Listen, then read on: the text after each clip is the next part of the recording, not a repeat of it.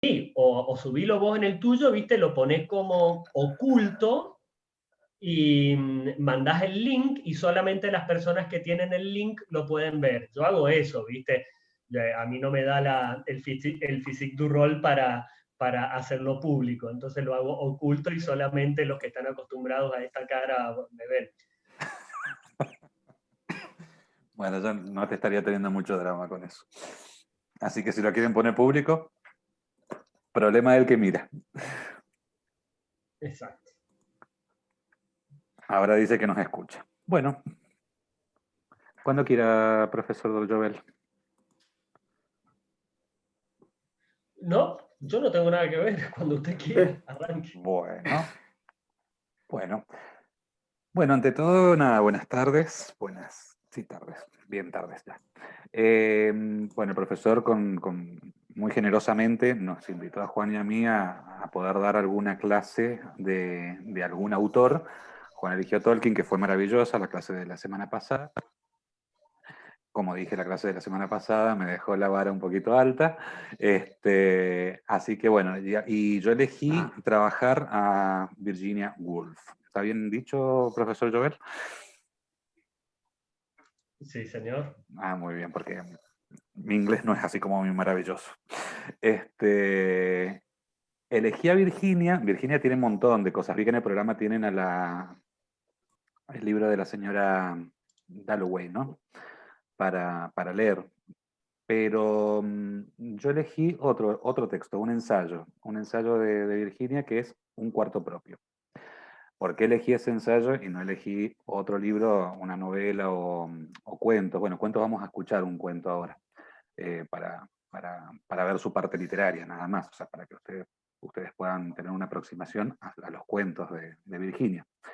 Pero a mí me interesaba Un cuarto propio, porque Un cuarto propio es un libro que, a pesar de tener casi 100 años, es muy actual.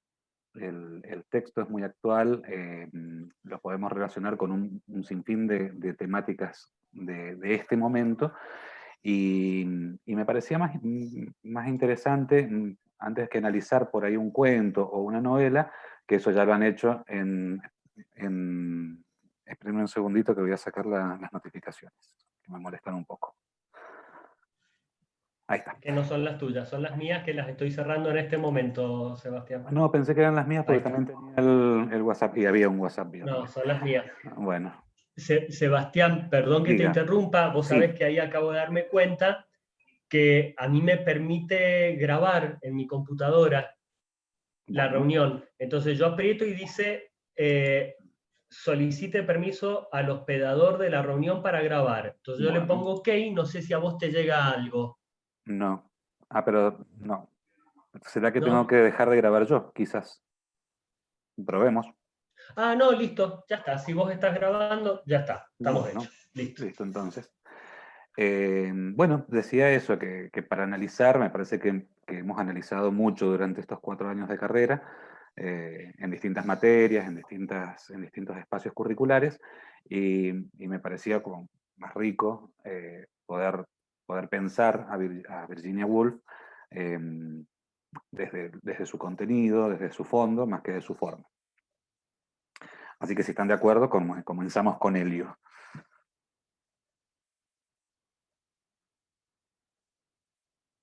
Vale decir, en cualquier momento de la presentación, porque ahora voy a pasar un PowerPoint. Todavía no estoy muy ducho con esto de las pedagogías digitales. Así que nada, preparé un PowerPoint para poder hablar de Virginia. Lo voy a decir en español, Virginia.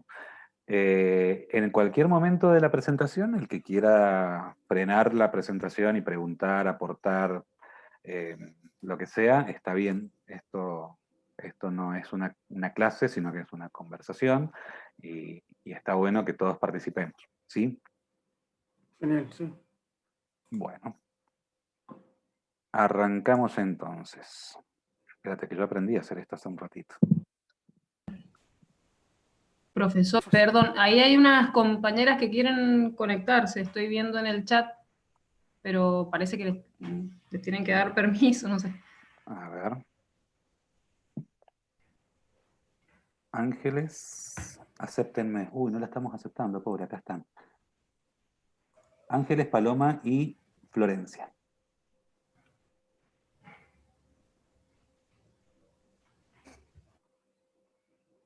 Buenas tardes, Paloma, Ángeles, Florencia. No sé si se pudieron conectar. Hola, Hola, Hola, sí. ¿qué tal? ahora sí. ¿Cómo están? ¿Todo bien? ¿Se escucha? Sí. Bien, buenísimo entonces. Continuamos. Bueno, nada, a las que recién llegaron, brevemente les comento que bueno, vamos a ver a Hola. Virginia. Está. Ahí está, a Virginia Woolf. Vamos a ver un cuarto propio, vamos a también escuchar un cuento, pero nos vamos a centrar básicamente en el ensayo Un cuarto propio. Ahora vamos a trabajar con unas diapositivas. Cualquier cosa que quieran aportar, que quieran preguntar, que quieran interrumpir, háganlo con total confianza porque para eso estamos.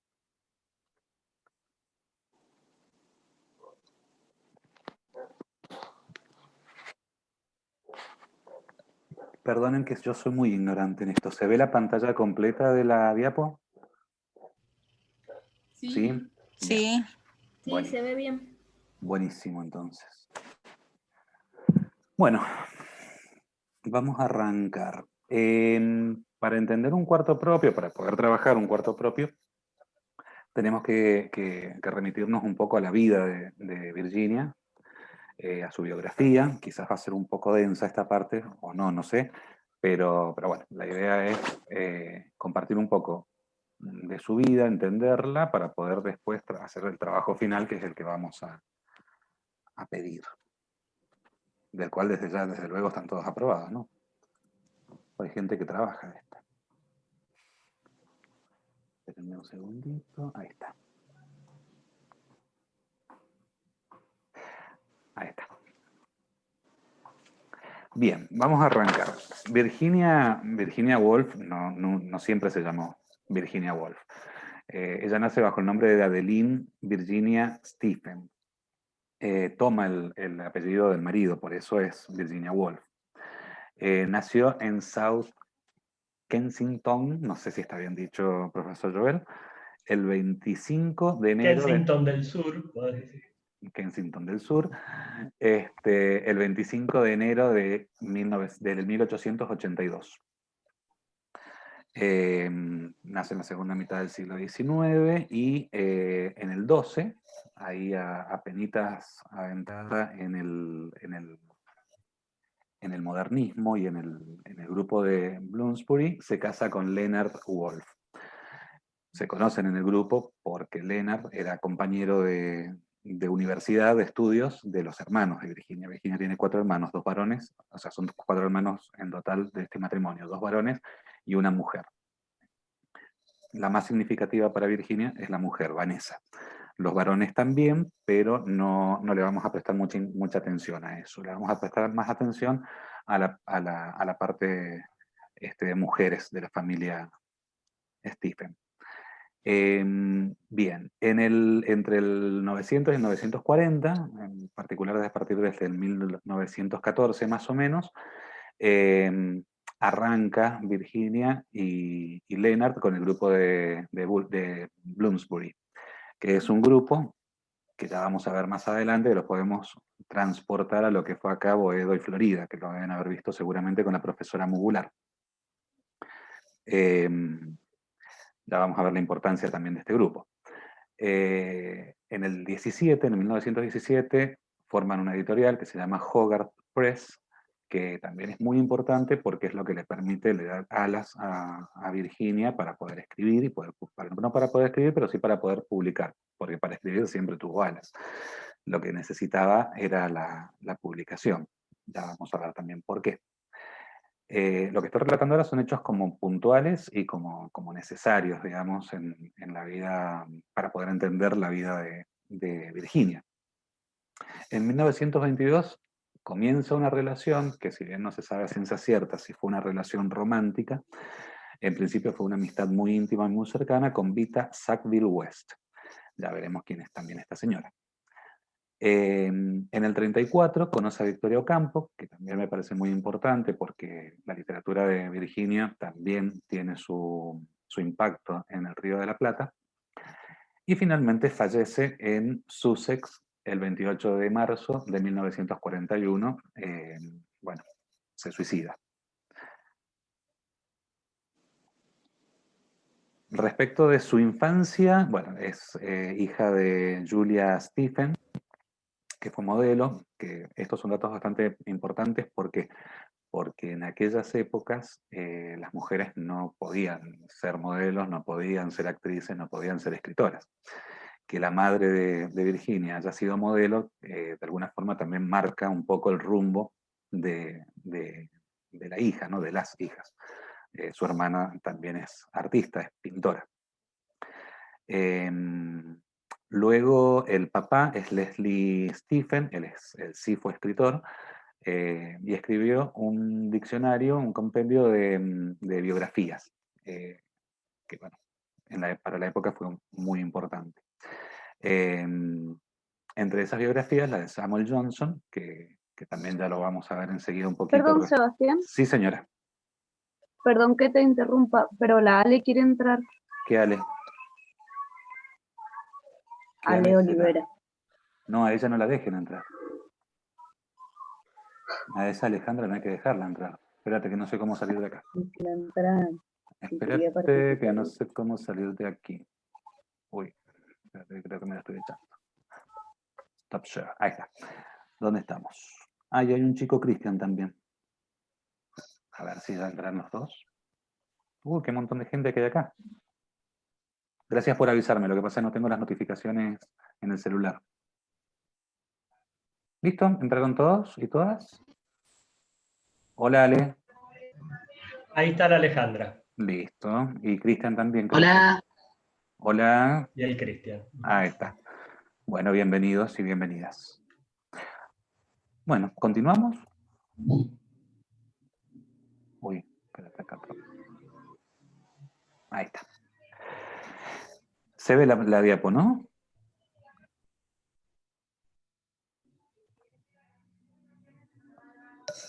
Gente, hola. Hola, yo te escucho. Ah, Sí, perfecto. sí. Y se ve la diapositiva. Sí. Sí, se ve bien, Sebastián. Perfecto. No, que no sabía si se veía o no se veía, porque no tengo pantallita tampoco. Bien, estos tres momentos van a marcar la vida de Virginia. La muerte de su madre, la muerte de su padre. La madre muere cuando ella tenía 13 años. Otra hermana muere cuando ella tenía 15 y su padre a los 22 años de edad. La muerte de su padre es significativa, más quizás que las demás, porque Virginia, si bien para ellos es doloroso y bueno, todo lo que conlleva la muerte de un padre, ¿no?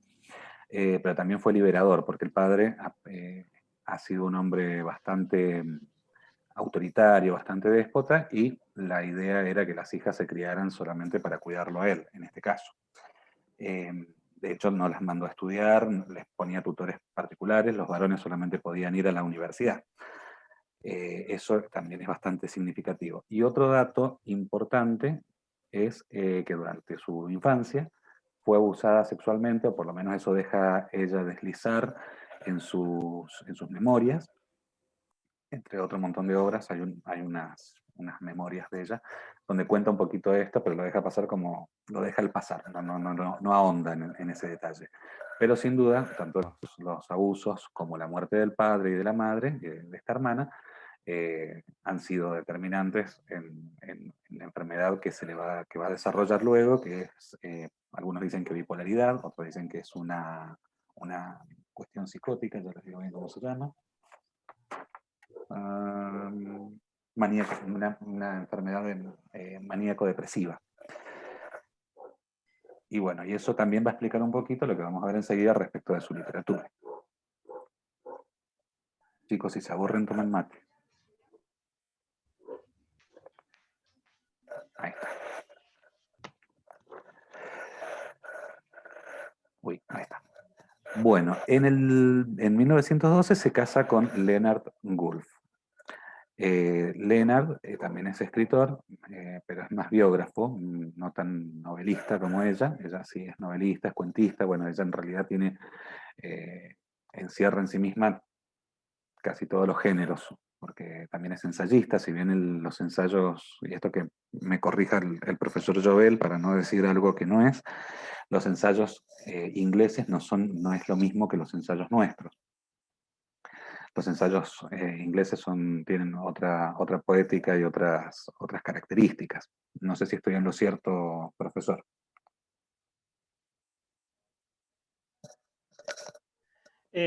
Los ensayos en lengua inglesa suelen tener una serie de estructuras bastante preestipuladas y bastante más cerradas que los ensayos de cualquier tipo en lengua española. Son bastante más estructurados en general.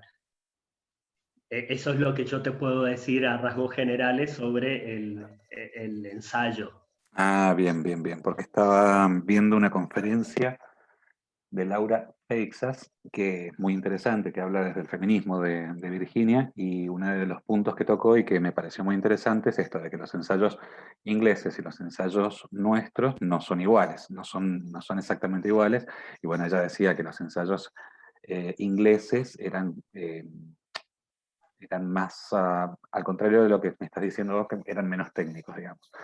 Por eso preguntaba, para no decir cosas que no A ver, son. una cosa es técnico, otra cosa es estructurado. Los Bien. ensayos ingleses en general siempre tienen el mismo patrón, que es un párrafo de introducción, ¿cierto? Uh-huh. En el que se plantea el tema, se plantea la controlling idea o la idea de control, ¿cierto? Que sería lo que vas a decir acerca del tema, y se enumera cómo va a estar desarrollado, ¿sí?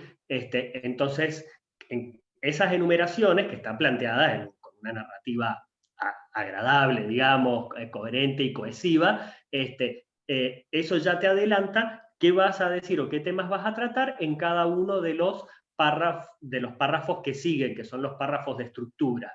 Uh-huh. Y luego se cierra con un párrafo de conclusión, que lo que hace es dar nunca información nueva, ¿sí? Pero que dan un resumen o repiten repiten, digamos, la idea de control planteada en el párrafo de introducción. Ahora, va en la habilidad del autor digamos, ¿cómo decirlo? Va en la habilidad del autor que tan dinámico sea el ensayo, ¿sí? Pero generalmente se considera un buen ensayo, en lengua inglesa, todo ensayo que siga esa estructura. Ah, perfecto. Bueno, el ensayo de Virginia claramente es dinámico y y sigue esa estructura. Gracias, profesor Jover. Decíamos entonces que, bueno, se casa con Leonard en 1912. Él es politólogo, escritor y además editor literario, pero editor literario va a ser con Virginia, no previo a Virginia. Acompañó a Virginia en todo el devenir de su trastorno, de este trastorno que, bueno, algunos catalogan de bipolar, otros de depresivo, de una cuestión depresiva muy, muy profunda, hasta el momento de su suicidio, por supuesto. Y antes de morir, Virginia escribió una carta que enseguida vamos a escuchar.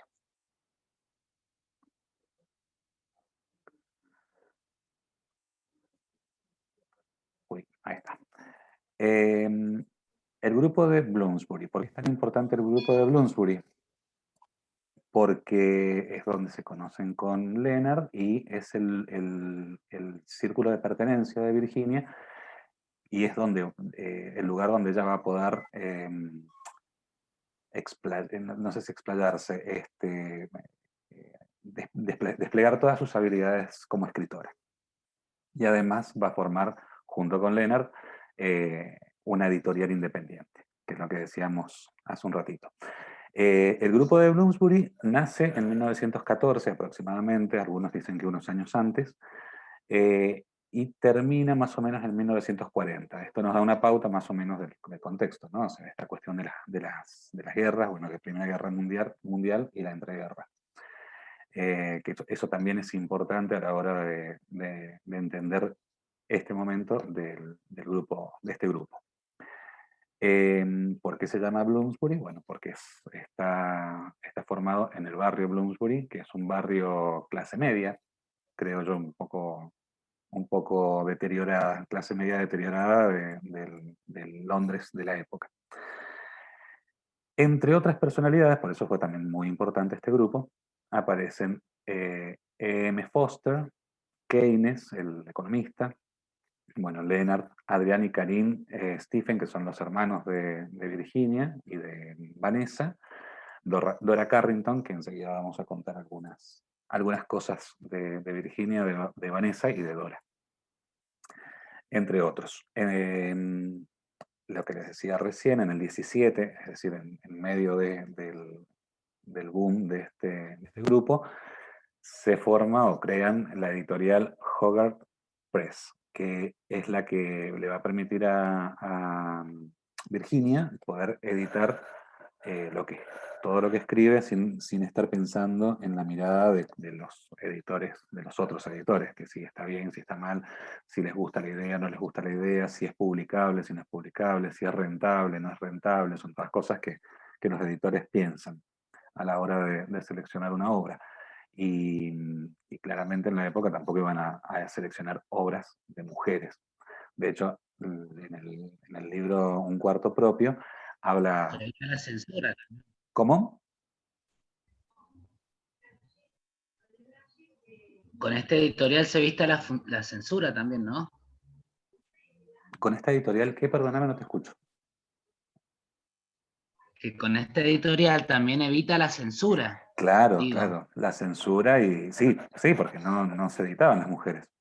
O sea, las mujeres no eran rentables para las editoriales. Por un montón de cosas que ahora Claro.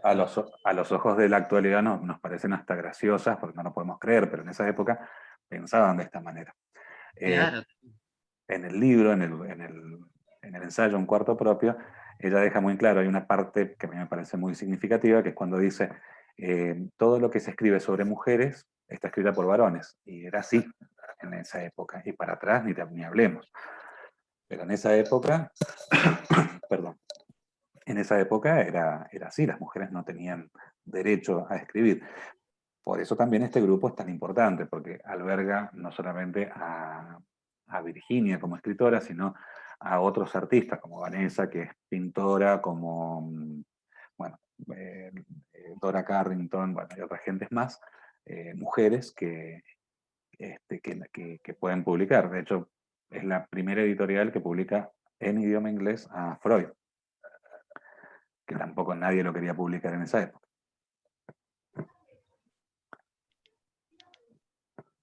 Luego, perdón, me colgué. Perdón, ahí te hago un humilde aporte, ¿cierto? Sí. Para esto que estabas recalcando vos, Sebastián,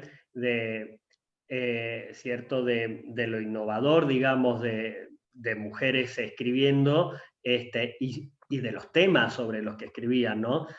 Ahí, para contextualizar históricamente, recuerden que en 1901 recién se muere la reina Victoria, y que la impronta del victorianismo, con ese conservadurismo tan duro y tan estricto, seguía, ¿cierto?, con una cierta inercia que se extendió bastante hasta el eduardismo, etcétera, ¿no?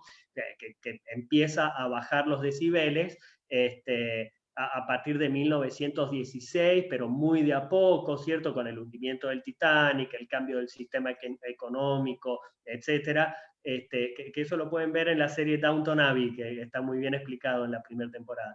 Entonces se venía con esa impronta, así que era tanto más controversial este empoderamiento de escritores femeninos, de escritoras, de autoras. Sí, y no solamente de autoras, sino también es que también es parte de la ruptura que hace el modernismo, ¿no? Esto de que no solamente es la literatura feminista, por decirlo, por ponerle una etiqueta, sino también la literatura LGBT, que no existía como tal en ese momento, pero sí había claramente muchos autores, no solamente en términos literarios, sino también en el resto de las artes, de la comunidad homosexual y lésbica, y bisexual en esta época, porque hay una revolución sexual, que también la vamos a ver enseguida, en unos cuantos dimes y diretes de las familias de la época, que también hacen un aporte importante, me parece, a la literatura. No sé qué dice el En profesor. medio de esta impronta, ¿cierto? De esta inercia que venía, ¿cierto? O sea, había que romper con el Claro. victorianismo y pasar a esto que estás diciendo vos. Por eso Exacto. no era tarea fácil, digamos. No, era sí. tarea fácil. Por eso hago tanto hincapié en el grupo, en Bloomsbury, porque Absolutamente, claro. ha sido como la bisagra entre lo victoriano y lo siguiente, ¿no? Lo que va a venir luego de esto. Así que sí, es como muy importante. Lo que decía recién un poquito, ¿no? Esto de que los principales objetivos del grupo son el amor, la creación, digo, la creación como creaciones artísticas, ¿no? No como esto de crear obras nuevas, innovadoras, sea desde lo pictórico, desde la literatura, desde la escultura, desde donde sea, incluso de la fotografía. Aquí le empiezan a dar más empuje a la cuestión de la fotografía. De hecho, hay una anécdota que cuenta Victoria Ocampo en uno de los libros de biografías que he leído de ella, que dice que Man Ray, que es un fotógrafo también de la época muy importante, fue uno de los pocos que pudo fotografiar a Virginia, y que Virginia se dejó en una sesión de no sé cuántas horas, porque Virginia no era como muy...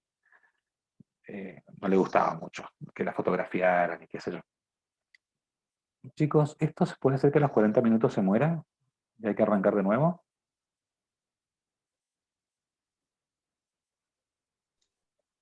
Mira, ahí acaba de Aceptalo. salir un cartel que Exacto, se ha aceptalo. actualizado y tenés minutos ilimitados, Juan Sebastián. Es lo que te dije antes de aceptalo. Aceptalo y te va a seguir. Creo que lo acepté. Bueno, si no lo acepté, arranco de nuevo. Usalo. Creo que lo Eso, acepté. eso te aparece cuando usás por primera vez Zoom. Claro, es la primera vez que usas Zoom, que vos sos anfitrión, Sí. porque cuando es la primera vez tenés ilimitado, ya después vas a tener el límite de 40 minutos. Chicos, qué inteligentes que son. Yo para esto soy un queso. Bueno, si lo acepté vamos a tener ilimitado, y si no, tendremos que hacer de nuevo. ¿Qué va a ser?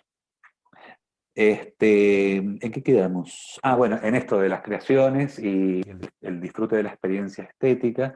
De hecho, alguna crítica de la obra de Virginia dice que Virginia escribe más por lo estético que por las cuestiones de fondo. Yo por ahí no lo comparto porque tiene cosas, me parece que todo tiene una cuestión de fondo, pero digo, no creo que exista nada que no tenga una cuestión de fondo. Pero sí es verdad que se le da mucha importancia a la Sebastián, cuestión estética. ¿te puedo hacer una Sí, pregunta? por supuesto. Una duda quizás que la hayas mencionado, pero se me pasó un poco por alto.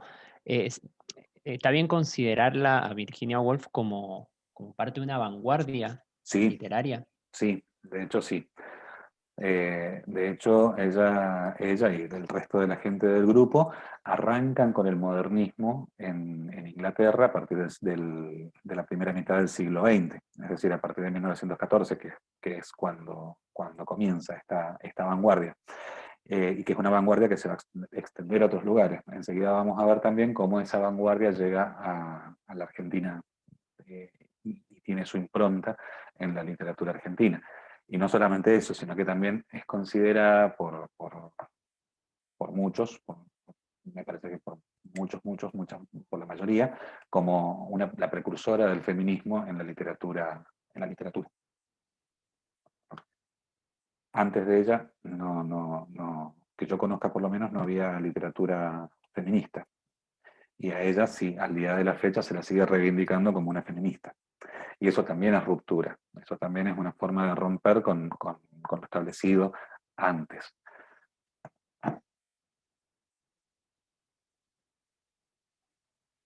No sé si Genial, genial, gracias. no hay por qué. Y bueno, y esto mismo que decíamos recién, que con esto ya concluimos esta diapositiva, esta filmina, dijera el presidente, ella arranca este incipiente feminismo que también va a trasladarse a Latinoamérica. Y bueno, también es el preludio de la revolución sexual.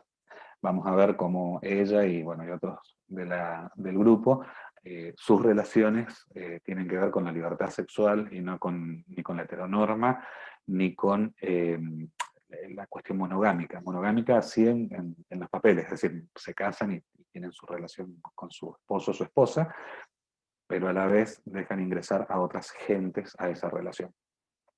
También lo vamos a ver enseguida.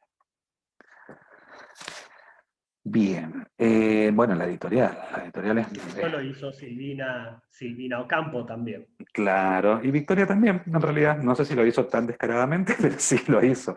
Victoria tuvo un segundo matrimonio. Yo sé que Silvina lo hizo y Victoria se enojó con Silvina y estuvieron años peleadas por ese tema, porque a quien incluyeron era a la sobrina. Ah, mira vos. No le gustó mucho a Victoria. Y no. Bueno, acá hay un enredo más o menos parecido con la hija de Vanessa Bells, que es la hermana de Virginia. Hay un enredo similar donde, bueno, Vanessa tiene una relación con su marido, se casan con un hombre, se casan con Clyde. Aparece un amante de Clyde, que se llama David Garnett. A su vez, Vanessa tiene una relación con Duncan Grant, con la que tiene un hijo, una hija, que se llama Angélica, que la hija crece creyendo que es hija de Vanessa y de Clyde, y David, que estaba muy celoso, para castigarla, decide casarse con Angélica, y Angélica se entera de toda esta situación, ya de grande, y de hecho escribe un libro, una biografía sobre eso, sobre esta relación. Así que este tipo de trapitos sucios en las familias me parece que están en todas partes, no solamente en la familia Ocampo. Que por cierto también era Victoria también era amiga de Virginia.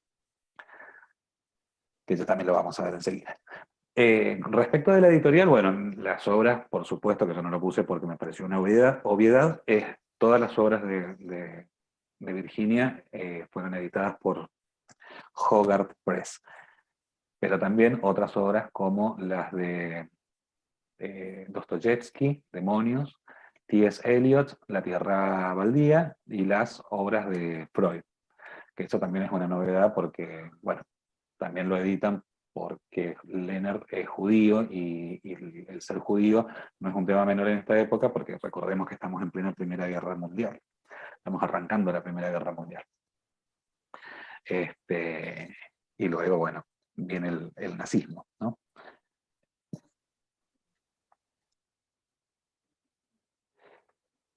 Esta señora Vita Sackville West, que vamos a escuchar una carta que le escribió a su marido, en voz de una compañera, una amiga, una colega, Diana Fiore. Esta señora Vita es de quien se presume que fue la amante de Virginia. Era una señora 10 años menor que Virginia, casada, muy multimillonaria para la época. De hecho, hay una anécdota que dice que tenía un castillo, no sé en qué país, que tenía más de 300 habitaciones y que en realidad nadie sabe cuántas habitaciones concretamente tenía porque nadie alcanzó a contarlas nunca. O sea, mucho dinero tenía. También casada, también es escritora, y bueno, se conocen en una cena en Londres y ella queda prendada de Virginia. Durante los 10 años de relación que ellas tuvieron, esos 10 años fueron los más prolíferos en términos literarios para Virginia, también para Vita. Y sobre todo porque Vita logró hacer lo que ni Leonard había logrado, que era calmar un poco los demonios de su cabeza. En verdad estaba muy, muy mal y tenía unos ataques terribles y cada tanto se quería suicidar. De hecho, en la señora, creo que es en la señora Dalloway, que uno de los intentos de suicidio de uno de los personajes es tirándose desde lo alto de una construcción, y en épocas de su juventud intentó hacerlo de la misma forma Virginia. Nada más que por supuesto no lo consiguió, recién lo va a conseguir en 1941. Pero bueno, mientras tanto, mientras durara este romance o esta amistad cercana con Vita, como digo, no podemos asegurar que han sido amantes, pues no lo sabemos, a ciencia cierta al menos, fue muy, muy positiva para Virginia. Fueron de hecho los mejores años para Virginia. Se presume que era una relación de amantes, digamos, porque Vita era bisexual, tenían un matrimonio abierto, y el marido de Vita era abiertamente homosexual. Vita, cuando la conoce a Virginia, le escribió una carta a su marido contándole cómo era Virginia. Y esto es lo que me gustaría que escucháramos para que ustedes vean lo que pensaba o cómo la definía Vita a Virginia.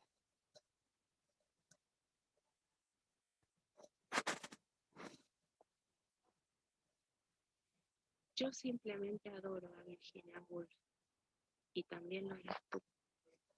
Te enamorarás enseguida de su encanto y personalidad. Ella es simple, pero da la impresión de ser súper compleja. No es expresiva y pocas cosas le impresionan. No utiliza adornos extravagantes, pero viste de forma extraña y elegante. A primera vista pensarías que ella es simple y sencilla, una belleza común, pero luego una especie de magnetismo espiritual te posee y te encuentras fascinado solo mirándola. Ella es muy desprendida y humana, muy callada hasta que tiene que decir algo, y cuando lo dice, lo hace de la forma más brillante. Carta del 19 de diciembre de 1922, de Vita Sackville.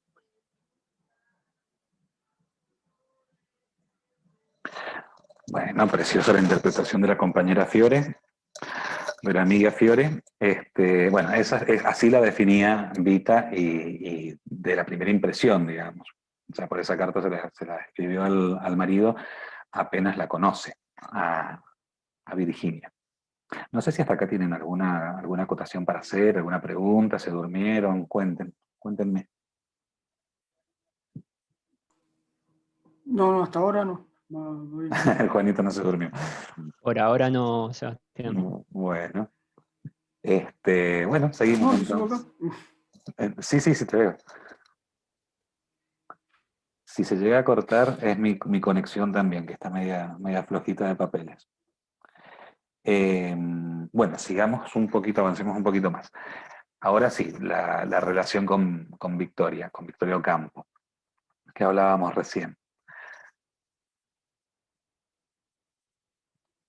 Bien, con Victoria se conocieron el 28, bueno, ahí dice 2E, pero es 28, de noviembre del 34, en una de las muestras del fotógrafo Man Ray en Londres.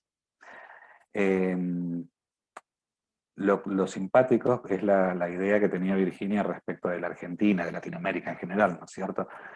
Porque ella creía que era un territorio salvaje.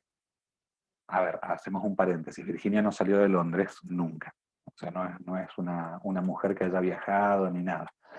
Victoria sí, Victoria era una mujer más de mundo. Y bueno, Virginia creía que toda la Argentina, La Pampa y Buenos Aires y toda esta zona eran territorios salvajes con una flora y una fauna. O sea, claramente tenía una imaginación enorme, porque creía que en nuestras pampas andaban unas mariposas gigantes y que las plantas y las flores eran exóticas y no sé qué, y no era tan así. Pero Victoria le decidió alimentarle un poco esa idea, porque le costaba más explicarle que no era así a no hacerlo. Tanto fue así que en algún momento le mandó de regalo una caja llena de mariposas disecadas que compró en otro lugar del mundo, y le hizo creer como que eran de acá de Argentina. En esa relación que se formó entre ellas, de amistad, bueno, Virginia le alentaba mucho a Lao Campo a escribir. De hecho, le alentaba a todas las mujeres a escribir. Y también le alentaba un poco a que tuviera su propia publicación. Años después, un tiempo después, Victoria va a crear la publicación Sur, que también seguramente la tienen que haber al menos sentido nombrar en literatura argentina. Alienta también la lucha feminista de Victoria. De hecho, Victoria fue una de las primeras sufragistas de acá de Argentina. La primera fue ¿cómo se llama esta muchacha? Julieta Lantieri. Julieta Lantieri logra votar, es de hecho la primera mujer que logra votar en la Argentina, que lo hace por medio de un fallo judicial. Y después viene la lucha del resto, que era la lucha de los sufragios femeninos, en realidad era una lucha burguesa. Por eso también la encarnaban gente como la Wolf o la Ocampo. No era una lucha del proletariado. Y es tan así que luego Victoria va a estar muy enojada con la primera dama de Perón, con Eva Perón, porque, bueno, voluntad política mata lucha. Y Eva Perón tuvo la voluntad política y se adjudicó el voto femenino, y bueno, a Victoria no le gustó nada esto. Tampoco era muy peronista, vale decir, ¿no? Era una mujer peronista. Pero bueno, no le gustó nada esto, y de ahí en más arranca una nueva grieta que es entre Victoria y Eva. Está hecho una obra que es muy interesante, que es una conversación entre Victoria y Eva. Yo no la he visto, pero las reseñas que he escuchado me parecen muy interesantes.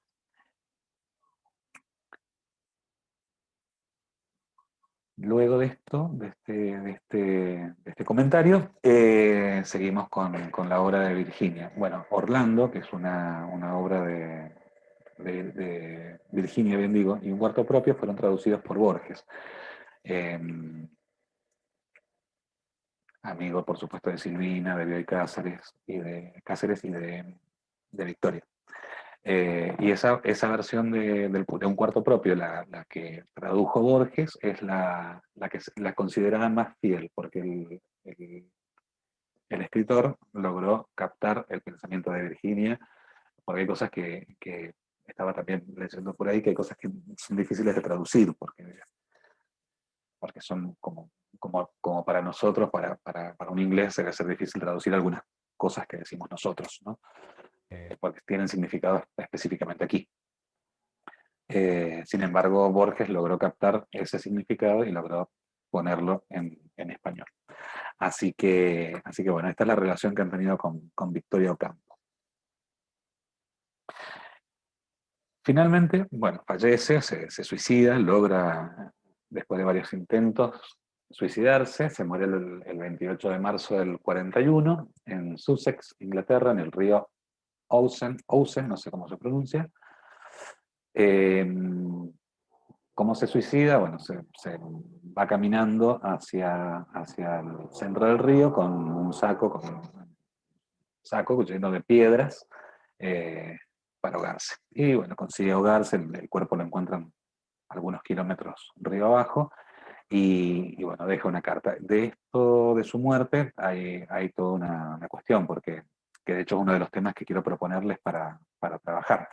El tema de la romantización del suicidio en esta época, bueno, no solamente es la muerte de Virginia por suicidio, sino también de este lado del charco tenemos otras muertes también por suicidio, como la Pizarnik, como Storni, como la Pizarnik.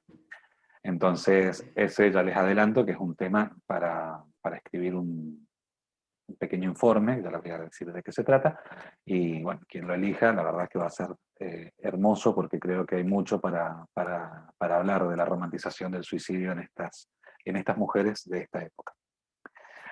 Vamos a escuchar la carta que le dejó a su esposo. Le dejó 2 cartas, una para Vanessa, que es su hermana, y otra para su esposo. Nosotros vamos a escuchar la de su esposo en la voz de Alicia Flores, otra compañera nuestra y colega.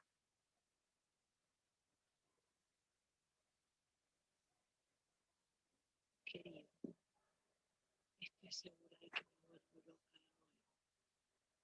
Creo que no puedo contar con ustedes. Esta vez no me voy a recuperar. Empiezo a oír voces y no puedo concentrar. Así que estoy haciendo lo que me parece mejor. Me has dado la mayor felicidad posible. Has sido en todos los aspectos, todo lo que se puede hacer. No creo que 2 personas puedan haber sido más hasta esta terrible enfermedad de depresión. No puedo luchar más. Sé que estoy destrozando tu vida, que sin mí podrías trabajar. Y sé que lo harás. Verás que ni siquiera puedo escribir esto adecuadamente. No puedo leer. Lo que quiero decir es que te debo toda la felicidad de mi vida. Has sido totalmente paciente conmigo e increíblemente bueno. Quiero decirte que todo el mundo lo sabe. Si alguien pudiera haberme salvado, habría sido tú. No me queda nada, excepto la certeza de tu bondad. No puedo seguir destrozando tu vida por más tiempo. No creo que 2 personas pudieran haber sido más felices de lo que lo hemos sido nosotros. Virginia.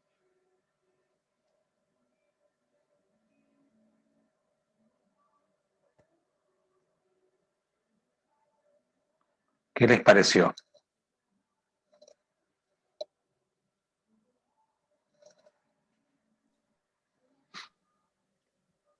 Sebastián, no se escuchaba el audio, No me digas. igual la carta se lee bien, Oh, qué pena, pues la verdad que era pero hermosa la lectura de Alicia. Qué interpretación. bueno, la carta es emotiva, muy Sí, emotiva. sí, la interpretación después se las voy a pasar porque verdaderamente es conmovedora. La Eso te interpretación de iba a Alicia. decir, la de Diana tampoco se escuchó, pero seguro quizás vos tenés los audios y después los podés compartir, Seba. Sí, sin duda, los vamos a compartir porque la verdad que Dale, buenísimo. son hermosos. Y, perdón, Sí, Sebastián, dígame. hay una persona que está intentando entrar al grupo, Ahí está. a la reunión de Zoom. Ahí la acepté. Un nombre conocido vas a ver ahí. ¿Quién será? A ver. Acepté, pero no sé ni a quién acepté.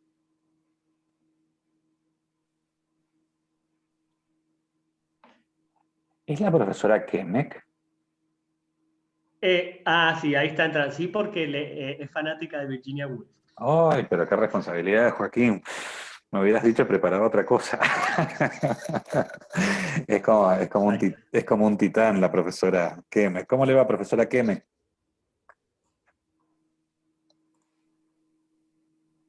No escucha, no importa, vos seguís. Está bien. Bueno, nada, la interpretación se las mando por audio, pues la verdad que es muy lindo, de verdad que es muy lindo. A mí me conmovió mucho cuando la escuché la primera vez. Así que la quiero compartir con todos. No sé si tienen algo para aportar, el profesor Joel tiene algo para contarnos, el profesor Oliver. Yo estoy aprendiendo, la verdad que era una autora que he leído muy poco por no decir nada. Bueno, pero bueno, sí, hay ciertas similitudes, ¿no? Con las que nombramos hace un rato. Alfonsina y varias. Y hay varias cositas que son como características de la época también. Uh-huh. un poco característica de la época. Los demás chicos, chicas, ¿se aburrieron, se durmieron, se fueron a la casa? No. ¿El profesor Joel quiere aportar algo? Yo estoy prestando atención. No me sale quién habla. Espérate. Ah, Evelyn, ahí está. Eve, Ahí está, ahí está. No, es porque tengo la listita. Es que yo no sé usar esto, en serio. En serio que soy muy bruto para esto. ¿Quieren que hagamos un descansito, chicos? Chicos y chicas. No sé, Joaquín, ¿vos qué decís? Es su clase, profesor. Usted haga lo que le parezca. Elija usted. No, le pregunto a todos. Capaz que quieren ir a poner el agua para el mate, qué sé yo, no sé. ¿Quieren hacer un descansito? Por mí está bien, sí. Como quieras. Como desee la Yo estoy mayoría. bien. Bueno, si nadie tiene nada en contrario, seguimos entonces. Dale, dale. Bien, bueno, vamos a hablar un poquitito ahora del vanguardismo, esto que me decía Gustavo, de que si se consideraba o no una de las pioneras, digamos, en la vanguardia. Y sí, se la considera una de las pioneras de la vanguardia. El vanguardismo anglosajón, que esto seguramente el profesor Jovel va a tener un montón para aportar, surge en el Reino Unido a partir del 1900 y dura hasta aproximadamente el 1940. Explota, digamos, a partir de 1914-1915, pero arranca a partir de los primeros años del siglo. Dije que arrancaba en Reino Unido, sí, sí lo dije. Lo que hablábamos más temprano también, simboliza esta ruptura entre la época victoriana, con toda su dureza, digamos, y este nuevo modernismo con estas nuevas libertades y con la incorporación de estos nuevos actores y actrices, que son las mujeres, ¿no? Las mujeres y las diversidades, digamos. ¿Por qué? Porque dentro de este modernismo van a haber un montón de ideologías que hay que nombrarlas, ¿no? Esto de la cuestión ecologista, esto de la cuestión de género, esto del sufragio, por supuesto, o sea, aparecen los movimientos sufragistas, esta concepción de las relaciones de un modo quizás un poco más abierto. Fíjate que hay alguien que tengo que admitir. Ahí está. Sebastián, perdón Diga, que te señor. interrumpa. Gustavo Garde está intentando entrar porque Ahí se le ve que se le puse. había cortado. Listo. Ahí le admití. Espérate que voy a ver si ahí está. Aprovecho para saludarlos, un gusto verlos. Hola, profe, ¿cómo le va? hola, profe. Bien. Hola, profe. Encantada de verlos, che, qué lindo. Bueno, para mí un honor que esté en esta clase. No, para mí es un gusto, qué honor ni honor, somos todos colegas, che. Bueno, a ver si hay alguien más que está intentando entrar. No. Bueno, prosigamos entonces. Bueno, decíamos que simbolizaba esta ruptura, esta nueva ola de pacificación. Recordemos el tema de las guerras, de las grandes guerras, ¿no? Las guerras mundiales, en particular la primera que arranca en el 14. Entonces rompe con todo lo anterior, rompe con esta cuestión colonialista, pero no del todo, porque también, por ejemplo, el grupo de Virginia es un grupo dentro de todo elitista también. Es decir, si bien están inscriptos dentro del Partido Laborista y toda la cuestión, no pierden esa cosita clase media alta o clase alta en el pensamiento, digamos, en la cuestión en el criterio.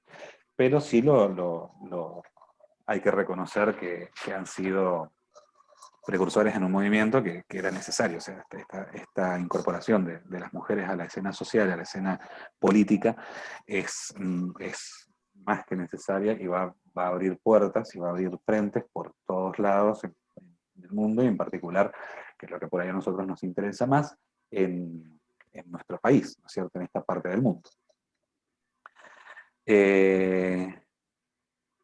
Uy, me fui, perdón. Ahí está. Hay una cuestión que es muy interesante también, que tiene que ver con este vanguardismo y con este modernismo, que es no describir la realidad como la veo, sino la realidad como la percibo dentro de mí. A partir de acá, por ejemplo, hay estrategias literarias muy interesantes, como por ejemplo el monólogo interior, que lo usa mucho Virginia, y por supuesto todos los escritores de la época, donde ya no nos van a mostrar la realidad como una mera descripción de lo que está pasando, sino, porque si no hubiera sido un realismo este movimiento, y no fue un realismo, sino un vanguardismo, un modernismo. Entonces nos cuenta esa realidad desde su perspectiva. Por eso, por ejemplo, en la historia de la señora Dalloway, de Clarice y Septimus, está muy presente esto de la cordura y de la locura, y un personaje representa la cordura, bien digo, y el otro personaje representa todo lo contrario, y estas dualidades empiezan a aparecer porque es la percepción, en este caso, de Virginia, y lo que hablábamos al principio, todo esto también está asignado por su propia enfermedad y tiene que ver con eso. Y su enfermedad también tiene que ver con su forma de ver el mundo, ¿no? Tanto desde lo social como lo político, como lo geopolítico, etc.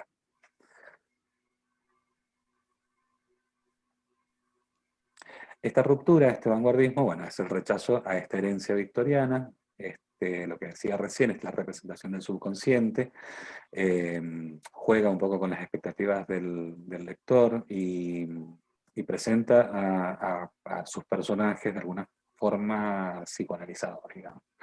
No son personajes,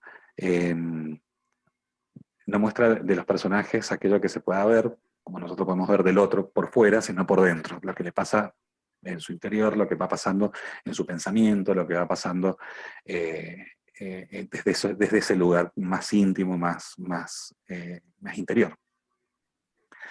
Y bueno, y juega también con un lenguaje coloquial, un lenguaje culto, lo hace de las dos formas. De hecho, hay una experiencia también, una conversación entre Virginia y Victoria Ocampo, donde Victoria le dice a Virginia que, bueno, que le gustaría traer su literatura acá a América, en particular a la Argentina, y Virginia le pregunta algo así como, ¿pero lo van a entender? O sea, está bien, lo llevas, pero ¿lo van a entender? Esta cosa de creer que el resto del universo no va a poder hacerlo. Y bueno, y ahí Virginia cuenta, dice, ¿cómo no lo van a entender si el lenguaje que usa es un lenguaje que lo puede entender tanto una persona con menos recursos intelectuales como aquellas que sí tienen todos los recursos intelectuales a disposición? Y bueno, y esto que estamos hablando es lo que muestra ese carácter elitista que tiene este grupo de Bloomsbury, en particular la gente de la vanguardia, ¿no? También hablábamos del tema de Todas las vanguardias han sido elitistas, ya sabes. Sí, todas. claro que sí, claro que sí. Bueno, de hecho, lo que hablábamos... No puedo, me voy a callar, no me puedo. No, por favor, estamos para eso, estamos todos para aprender. Esto es un aprendizaje colectivo, no crea. Le iba a hacer una pregunta, profesora, y se me fue. Bueno, no importa, ya me voy a acordar enseguida. ¡Qué suerte! Le iba a hacer una pregunta en realidad, y se me fue. Hablábamos también recién de eso le estaba por comentar, que hablábamos recién de que incluso la lucha por el sufragio femenino en la Inglaterra de esta época, y la de acá también, ¿no? Las sufragistas de acá también fueron luchas burguesas, en realidad no fueron luchas de todas las mujeres. Por supuesto. Y eso explica por qué también la literatura es elitista.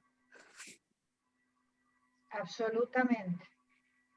decíamos entonces también que, bueno, el tema de la guerra, en qué marca la guerra a esta vanguardia, bueno, en esta mirada desgarradora y descorazonada que tiene esta literatura modernista respecto de los eventos del mundo. No podía ser de otra manera porque han sido guerras muy crueles y muy sangrientas. También recordemos que Virginia estuvo perseguida, no sé si tanto como para campos de concentración, pero sí estuvo perseguida por el nazismo, porque estaba casada con Leonard, que era judío. También por eso decía al principio, tengamos en cuenta el tema de que Leonard es judío, porque esto también le va a dar una mirada distinta a su literatura. Esta persecución, bueno, es decir, la guerra va a producir el cese momentáneo de esta discusión por la separación de Irlanda y la discusión sufragista por el voto femenino. Estos son datos de contexto. Se los cuento en realidad para que cuando vayamos a trabajar los textitos finales, digamos, que van a ser muy breves, tengamos un panorama como un poco más acabado de dónde estaba inmersa Virginia. Esta vanguardia, bueno, también cruza para este lado del mundo, ¿no? En la Argentina va a aparecer en forma de dicotomías, o de dualidades, o de grietas, ya que esa palabra está tan de moda en este momento. Por ejemplo, los vanguardismos versus los criollismos, o los nacionalismos versus los cosmopolitismos, o los realismos versus el expresionismo. Y todo va a confluir, todo esto va a confluir en una contradicción aparente entre los grupos de Boedo y Florida, que eso también lo tienen que haber visto sobradamente con la profesora Mugulat, ¿no es cierto?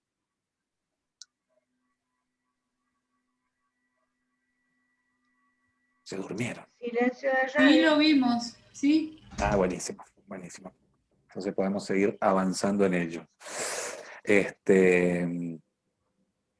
Perdón, Bueno, Sebastián, yo te sí. quería hacer un aporte. Aporte. Nombraste varias veces al movimiento sufragista, Sí. y el mundo de la literatura y del drama apoyó en Inglaterra o en el Reino Unido, mejor dicho, e incluso en las colonias o incipientes excolonias, apoyó mucho el movimiento sufragista y se puede ver transversalizado en todo tipo de géneros. A ver, incluso Mary Poppins, ¿cierto? Escrito por Travers, la australiana. En Mary Poppins hay hay un personaje que es la madre de los chicos, ¿cierto? Que es sufragista y está activamente militando por el movimiento de sufragio femenino, ¿sí? Eso fue muy, digamos, no se puede entender el apoyo del movimiento de sufragio femenino sin el del feminismo, ¿cierto? Iban de la mano, por supuesto. Y aquellas mujeres incluso que no estaban a favor del feminismo, obviamente se caracterizaban por oponerse activamente al sufragio femenino, ¿sí? Hubo una guerra entre mujeres que no hace mucho tiempo, digamos, con estos revisionismos históricos y literarios del siglo XXI, ¿sí? Se ha empezado a explorar mucho. Mujeres que por ahí uno no pensaría que hubieran estado en contra del movimiento feminista y su movimiento sufragista. Que es muy interesante. Y otro aporte que te hago, que estos movimientos empezaron a tomar poder a medida que la mujer se fue empoderando, ¿cierto?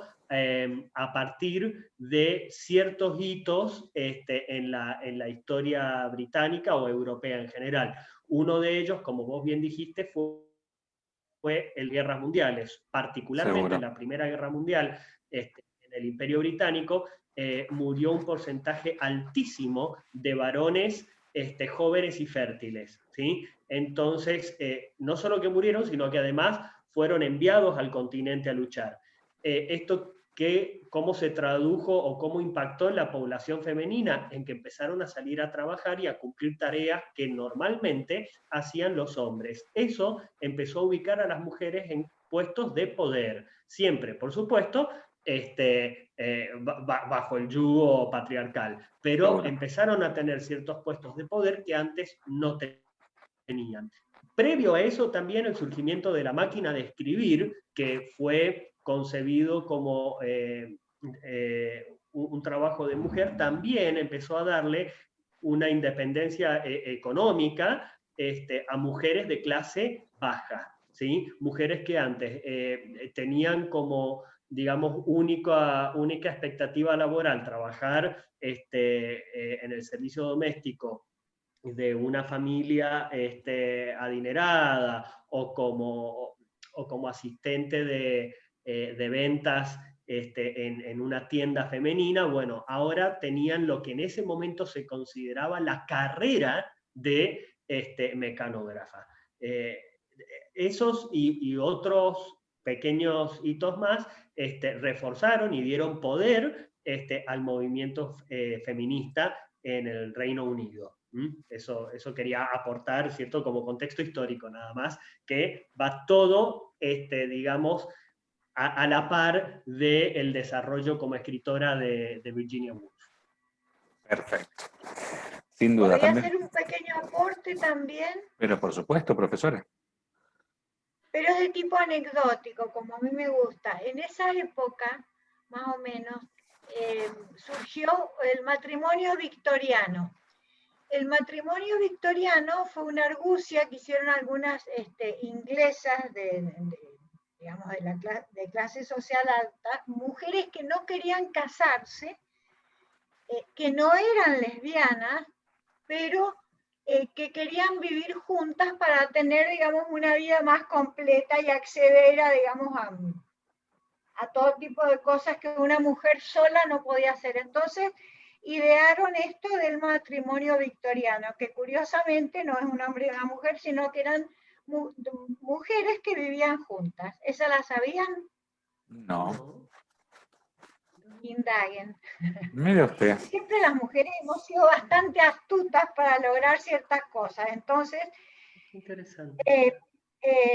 Como era la época, esto un poco antes, la época de Victoriana, la reina Victoria, que era tan estricta para todos estos comportamientos, digamos, sociales y morales, entonces buscaron ese camino del matrimonio victoriano.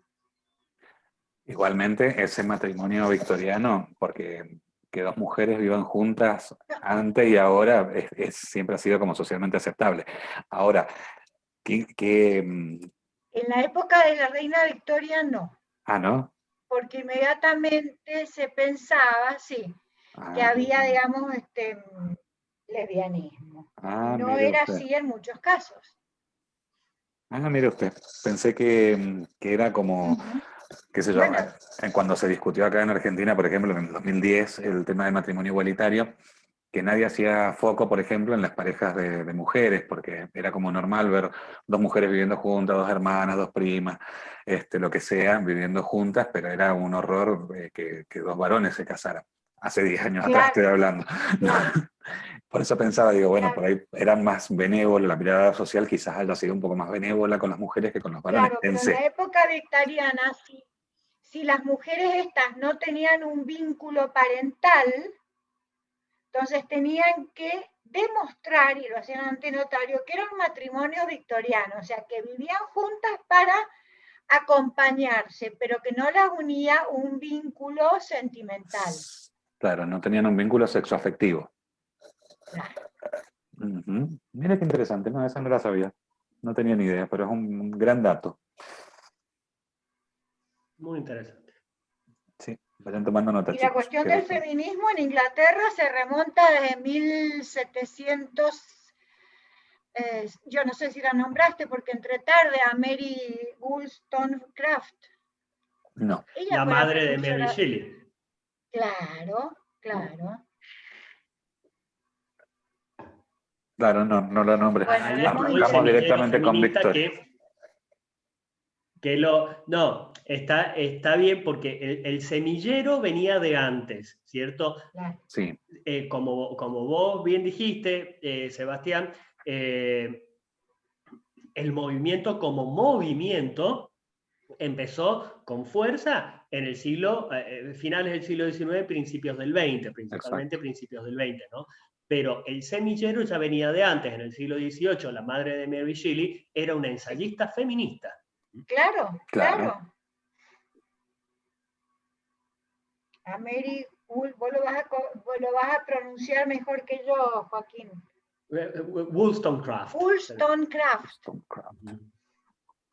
Aunque la primera feminista fue Safo, che. Ni hablar. Ni hablar. Han Eso es recorrido cierto. un largo camino, muchachas. Han recorrido un largo camino, sí que sí. Bueno, seguimos. ¿Se durmieron? ¿No se durmieron? ¿Están vivos? No. Bueno, nada, y me pareció muy interesante. ¿Cómo? Perdón. Que aquí estamos. Ah, bien, no había escuchado, no había entendido lo que decías. Decía que se podía traspolar de alguna forma esto de las grietas del vanguardismo a la Argentina, y acá nos vamos a encontrar con Florida y Boedo, que es la gran grieta en la literatura argentina. Por un lado, el interés es por lo estético, y por el otro lado el interés por lo social. Por un lado lo elitista, por el otro lado lo orillero. Por un lado, no sé, la música clásica, por el otro lado el tango, en esa época. Pero bueno, esto también lo deben haber visto con la profesora Mugular, así que vamos a adelantar, ¿les parece? Sí. Bien. Bueno, les voy a pasar luego un cuento para que vean. A ver, déjenme verlo ahora primero. Llevamos 1 hora y media. Sí, el cuento se los voy a pasar luego para que lo lean. Es un cuento de Virginia Woolf que se llama La casa encantada. En principio la idea era que lo analizáramos juntos, pero después me parecía que el tiempo no daba y que me parecía más valioso trabajar directamente sobre el cuarto propio. Así que el cuento de La casa encantada se los paso directamente por el WhatsApp para que lo puedan leer tranquilos en casa. Igual es muy breve, si es que 6-7 minutos.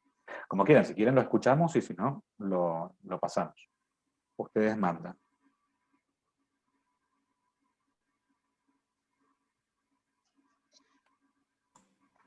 Como quieras, no hay problema. Lo que Tiempo, gusten. creo.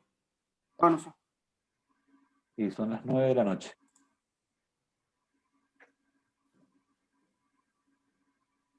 ¿Qué opina la mayoría? Sí, no sé cuánto. Yo no tengo problema, pues yo ya terminé de dar clases. Bueno, sí, igual Ahora son tomo clases. 6-7 minutitos más, nada más. ¿Lo pasamos Sí, entonces? caso, no, dale. Entonces. Dale. Bueno. Va, yo no sé, yo digo. Espero que se escuche, porque esto va con audio.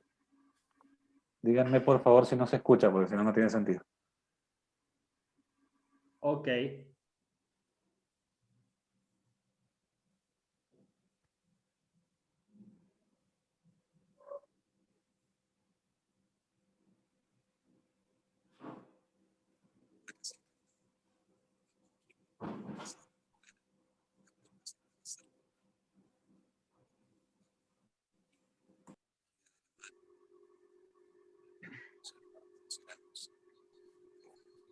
No se escucha nada, Sebastián. Yo tampoco escucho, no sé si. Bueno, se los paso entonces luego por... Puta, qué pena. Pucha, qué pena. Los audios eran lo más bonito. Era el recurso más bonito de la clase. Bueno, no importa, se los paso por el WhatsApp. Bueno, trabajemos sobre el cuarto propio entonces. Así ya los dejo en paz, porque deben estar cansados. Cansados, cansadas. No, para nada. Bueno, el cuarto propio, un cuarto propio. Varias de las cosas que vamos a ir mencionando ya la hemos dicho. hemos hablado bastante sobre Virginia y sus ensayos. Bueno, este es un ensayo sobre las mujeres y la literatura, escrito y publicado en 1929. Este ensayo lo escribe porque la invitan a dar un par de conferencias en la Sociedad Literaria de Newham y la ODTAA de, no sé cómo se pronuncia, Hirton, en 1928. En este ensayo, ¿qué hace? Le proponen hablar de la literatura y las mujeres, o sea, las mujeres en la literatura. Y bueno, fiel a su estilo, comienza a preguntarse y repreguntarse un montón de cosas. ¿Lo que pudieron leer al libro, chicos? ¿O... Sí. Ah, buenísimo. Bueno, Yo lo leí. vieron que es bastante breve, o sea, conseguí una versión breve del gobierno de Santa Fe, que me pareció muy, muy interesante y bueno, y acotada justamente para los tiempos que tienen ustedes, que ya están a final de año, me imagino que van a estar con 3.000 trabajos para hacer. Bueno, el libro, Un cuarto propio, está escrito basado en estas conferencias, ¿no es cierto? Bueno, en el libro ella se va preguntando y repreguntando una serie de cuestiones y es aquí donde empieza a aflorar o a dejarse ver su pensamiento feminista. Y por este libro es que la consideran de las primeras feministas del siglo XX, porque entendemos lo que decía la profesora recién, que ha habido un semillero previo, por supuesto, pero feminismo como movimiento a partir del siglo XX.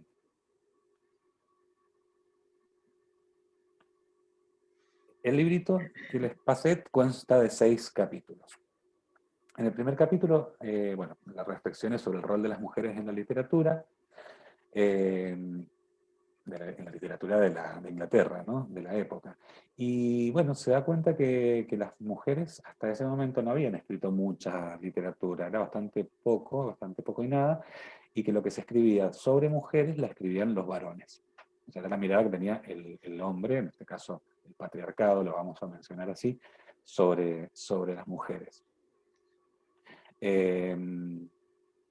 Entonces comienza reflexionando sobre el modo de ser de las mujeres, las obras escritas por mujeres y las obras escritas sobre mujeres. Bueno, llega a la conclusión en este primer capítulo, que también es muy, muy breve, de que, la mirada que hay sobre las mujeres en literatura es siempre la mirada del varón.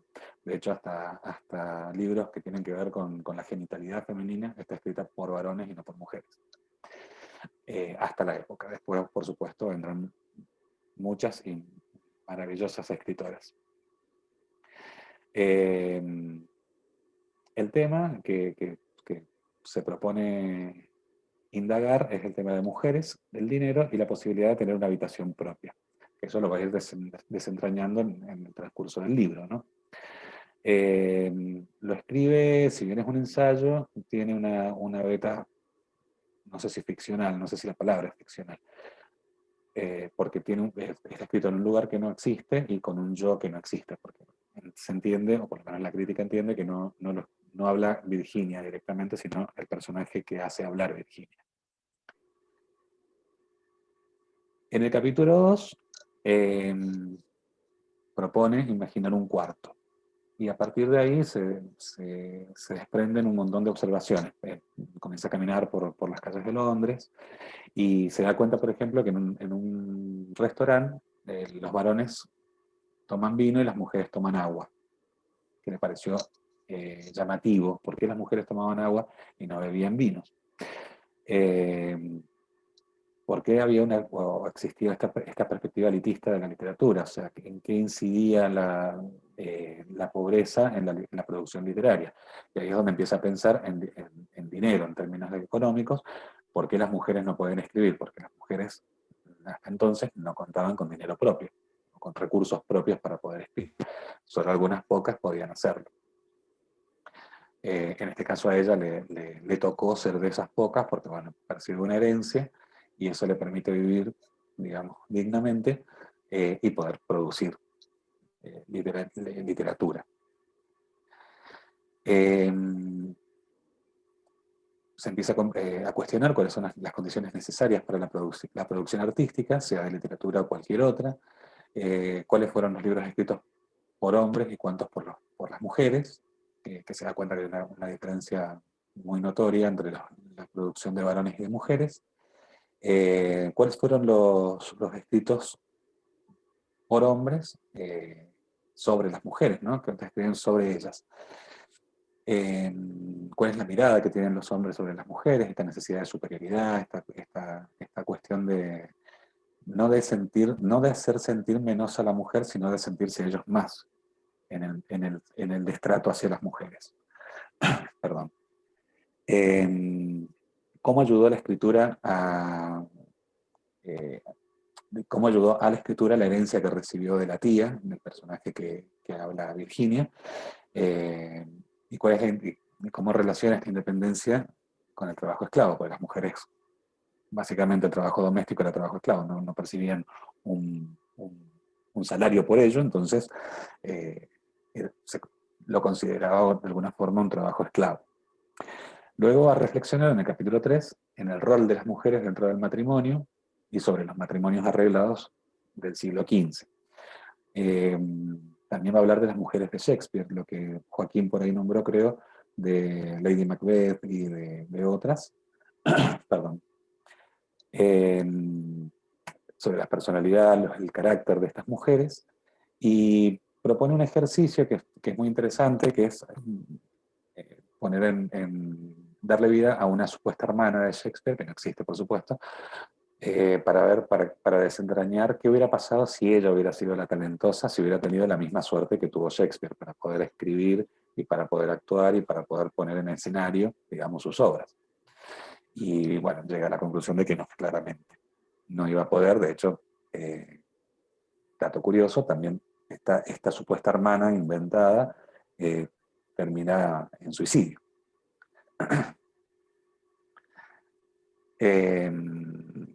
Y otra cosa interesante de acá, bueno, el tema en todo el texto está el tema del dinero y de la habitación, y el tema de la tradición, que dice Virginia, que en las escritoras no existe una tradición literaria. Esta tradición se inaugura a partir de esta etapa, ¿no es cierto?, del modernismo. Si bien hay otras que son precursoras, pero no tienen tradición, bueno, son muchas las escritoras. Y la propuesta es comenzar a generar esta tradición, o hacer este caminito para las futuras generaciones y para las futuras escritoras. ¿Por qué las mujeres? También se pregunta por qué escriben novelas. ¿Por qué las mujeres que escriben novelas y no escriben otro tipo de textos? Y bueno, también llega a la conclusión de que la novela era un estilo joven en ese momento y que es fácilmente moldeable. Al no tener tradición, lógicamente no hacen propios los otros estilos de escritura que les eran propios a los varones.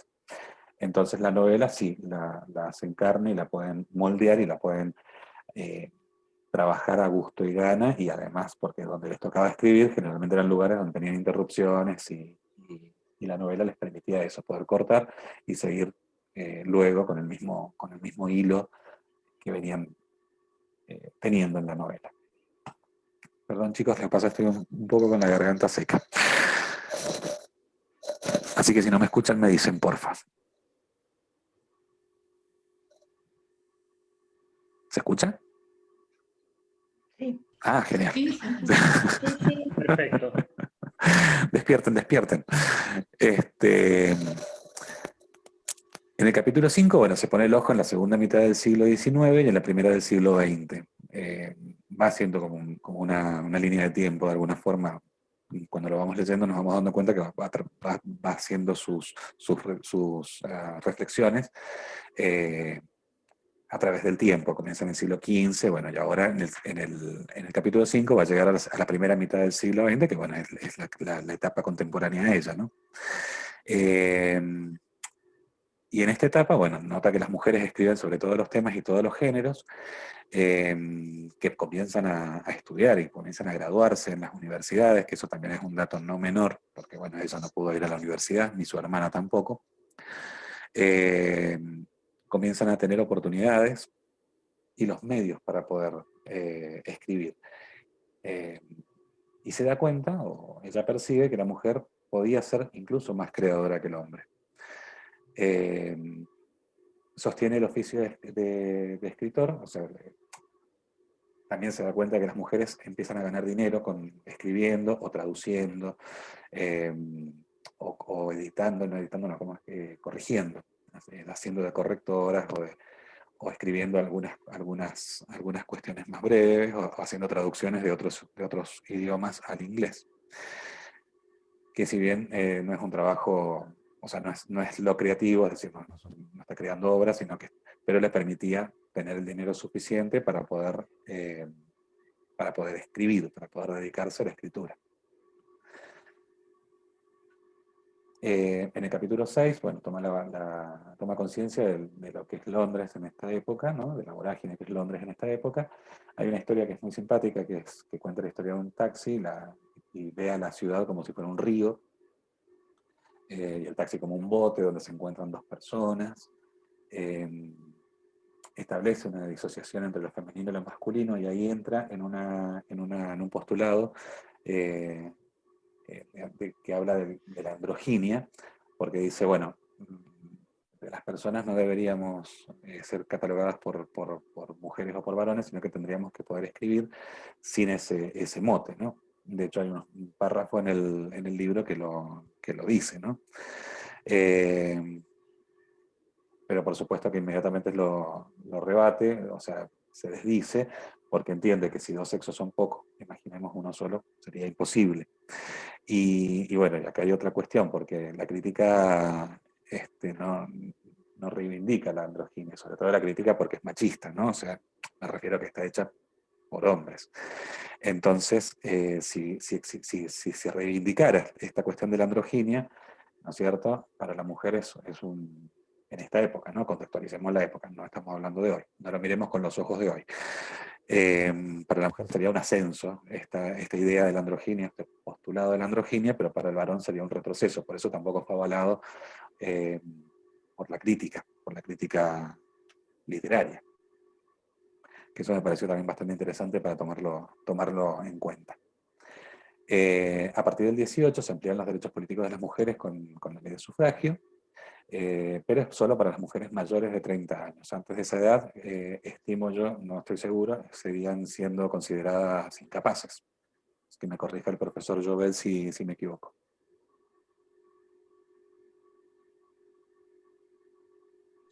No, realmente no lo sé. No lo sé. Bueno, no me corrija entonces. Claro. Entonces, no me corrija. Puedo contar. Bien. No, yo lo pienso en términos nuestros, acá de Argentina, y sí, hasta el sufragio las mujeres eran consideradas como niños, incapaces. Por eso entiendo que si les dan el voto a partir de los 30 años, habría que investigar un poquito sobre eso, pero me parece que podría ir por ahí la cosa. Y bueno, y la otra reflexión que hace, bueno, sobre el patriarcado, que la viene arrastrando desde el capítulo 1, que es la toma como esta masculinidad enquistada en todos los estamentos de la sociedad, tanto en la sociedad en sí misma, como en el Estado, como en los círculos artísticos. Cuenta hay un par de líneas que habla también del fascismo, que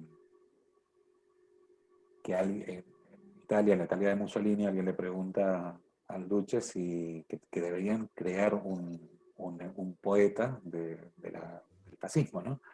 Y ella lo considera un engendro, esa idea nada más se considera un engendro. ¿Por qué? Porque la poesía no es una cuestión que o un poeta no es una cuestión que uno pueda decir, bueno, ahora vas a ser un poeta, es un trabajo y es estudio y es sensibilidad, y ella obviamente cree yo también lo creo, que el fascismo no es sensible, no es justamente sensible, así que es bastante poco probable que pudieran tener un poeta fascista, ¿no?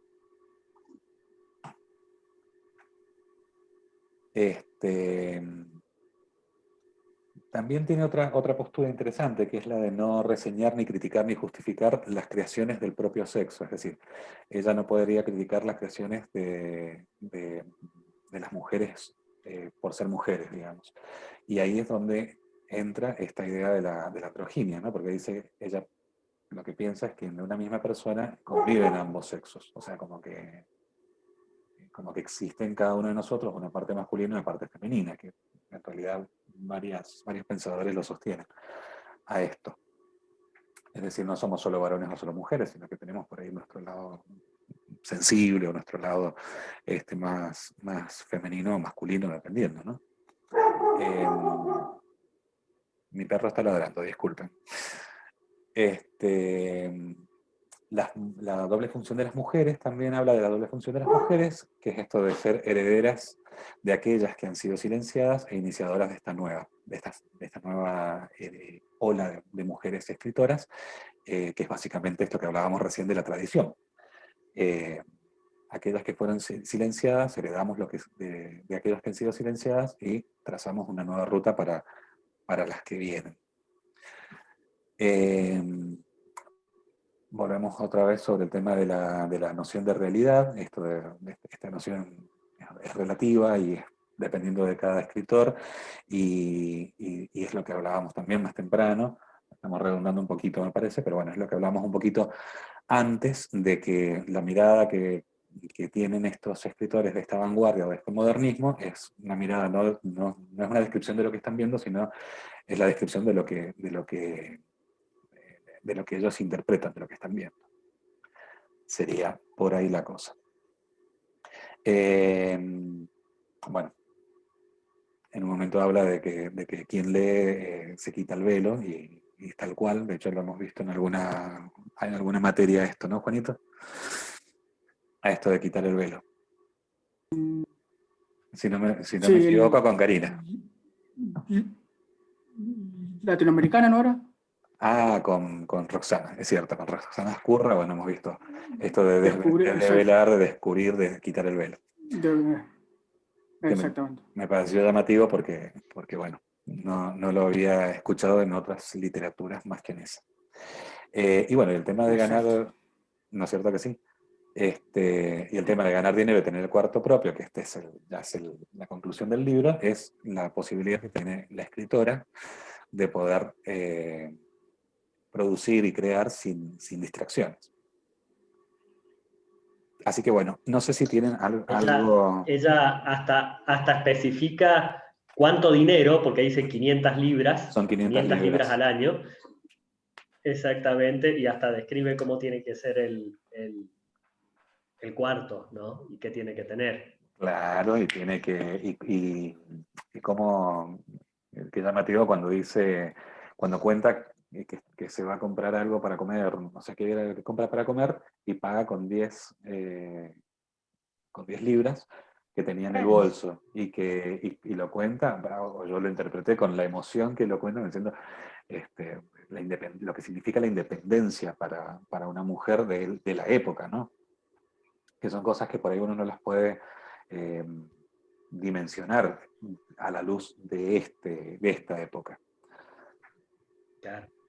Esa independencia estaba reservada solamente a la aristocracia o altísima burguesía de última en esa época. Que podían, porque desde el siglo, mira, yo, si no me equivoco, desde fines del siglo XVIII, principios del XIX, las mujeres ya podían heredar.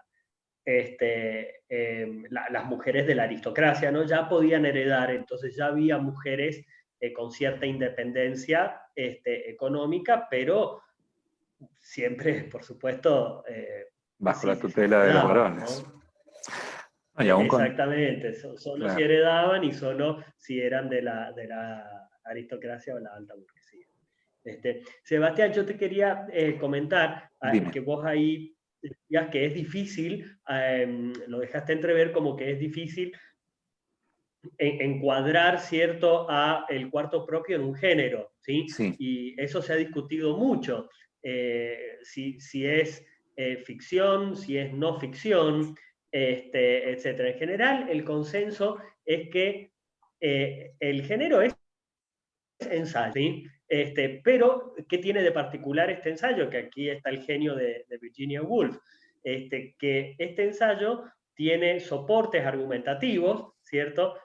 Ficcionales, reales. Entonces, bueno, ahí es donde se transforma, deja de ser un ensayo para transformarse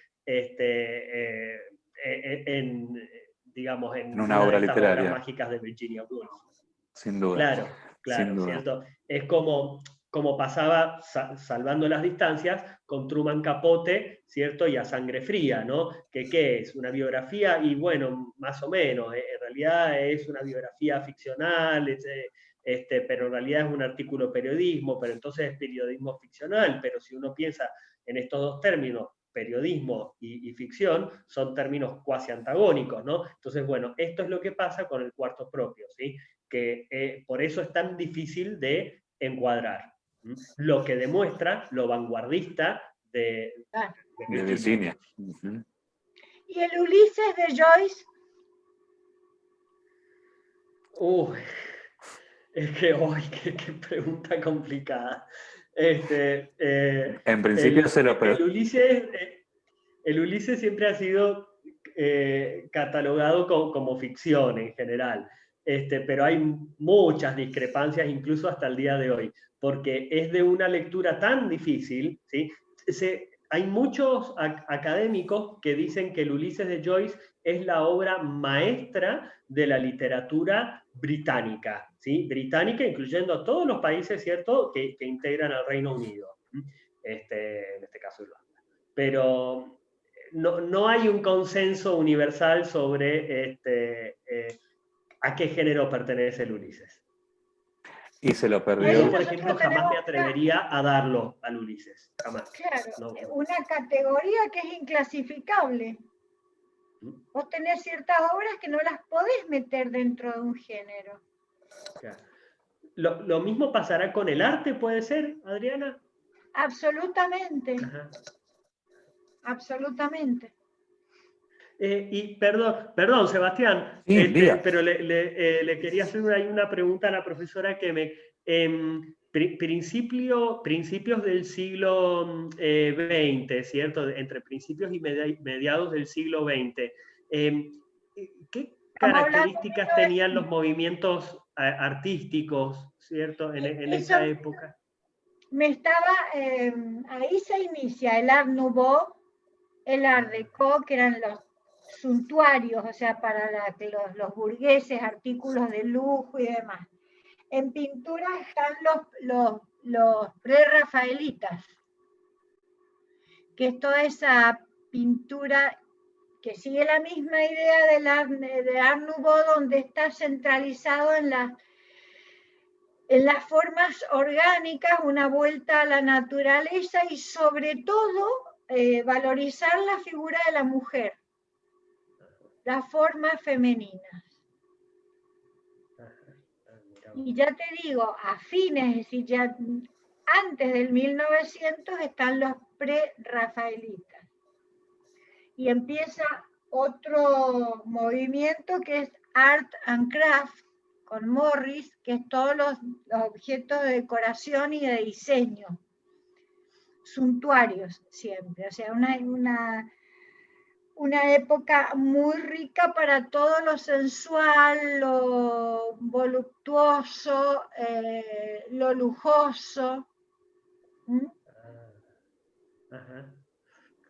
Qué interesante, claro, va acompañando. Y después viene, digamos, los años locos, que es la época del Charleston, digamos, del desenfreno y demás, que un poco, es decir, esa cosa así romántica y suave se va a ir convirtiendo en algo un poco más loco y frenético. Que iría acompañando a la revolución sexual, ¿puede ser o me equivoco? Yo creo que esa es posterior. Ajá. No sé si contesté tu pregunta o qué. Sí. Yo quería... Los movimientos que acompañaron eso, preanunciaron eso. Art Deco. Claro, quería ver qué movimientos en el arte habían acompañado a digamos, a este contexto de producción. de los Virginia. prerrafaelitas Ajá. Qué interesante. y el Art and Craft, que es el movimiento, digamos, en el área del diseño. O sea que de alguna manera todo conspiró para el surgimiento de estos movimientos, de este movimiento feminista del principio del siglo XX. Por supuesto. Entiendo Por eso. supuesto. Mira qué Nada es interesante. inocente, digamos, y todos los, digamos, los avances en lo artístico, y lo artístico no solo involucra, digamos, los que siempre eran la vanguardia de la avanzada en todas las artes han sido las letras. Ellos le han dado letra justamente a todos los otros movimientos que vinieron después. Los movimientos visuales y plásticos tenían como siempre la primera referencia era literaria. Qué interesante. O sea, se escribía se pensaba y después aparecía la imagen que concordaba con eso. Siempre fueron precursores los literarios. Mira qué interesante. Sí, sí. Muy interesante, sí. Sí. Bueno, y los chicos Y tienen... respecto a lo que me quedé pensando, cuando hablaste del Duce, Sí. hubo un movimiento vanguardista en Italia, que era el futurismo, con Marinetti y Boccioni. ¿Qué es lo que ellos, es decir, y tuvieron un manifiesto muy interesante, búsquenlo, el manifiesto futurista, que les dio letra a todas las otras vanguardias, donde decía que había que romper con todo lo anterior, había que destruir los museos y empezar, digamos, el progreso, la máquina, la velocidad, todo eso, es decir, hubo un movimiento que no precisamente era sensible en términos de la sensibilidad romántica, sino que era sensible como propuesta de un cambio de paradigma de la época. Pero era un movimiento Fue muy fuerte el futurismo en Italia. Pero fue un Fue de movimiento... avanzada. Pero lo que le pregunto es si fue un movimiento pro-fascista o no, o rompía con el fascismo también. Absolutamente fascista. Y misógino. Un horror. Pro-guerra. Ojo, porque no hay que hacer una reducción simple de lo que, digamos, de todos los, es decir, todos los movimientos totalitarios, es decir, que de todos ellos el Duce fue el peor, todos tenían letra, ¿eh? Todos tenían un pensamiento atrás. Que nosotros estemos de acuerdo o no, eso es otra otro cosa. cantar. Eso es otra cosa y en todo lo que a lo largo de la humanidad. Pero todos tenían un soporte ideológico atrás. Un soporte filosófico. Es que no hubieran podido avanzar si no hubiera sido así. Pero por supuesto. Así Sin que duda. fíjense lo que fue el futurismo en Italia. Lo más gracioso que estos tipos que lo proponían eran unos dandis diletantes. Todo esto era discursivo en los cafés, como fueron todos los de la vanguardia. En las trincheras yo no vi ninguno. Y los que estuvieron en la trinchera se murieron.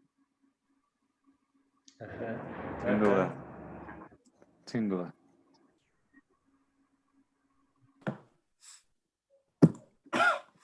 Sin duda. No sé si los chicos quieren aportar algo más, si se durmieron, se despertaron. ¿Hay otra gente? Hay un montón de gente, pero están todos muy silenciosos. Muy silencioso. Sí. Está Alejandra Olivera. ¿De qué año son los chicos? De cuarto. O sea que todos me conocen y los conozco. Sí, profe. Sí, profe. Hola, ¿cómo están? Hola, profe. Hola.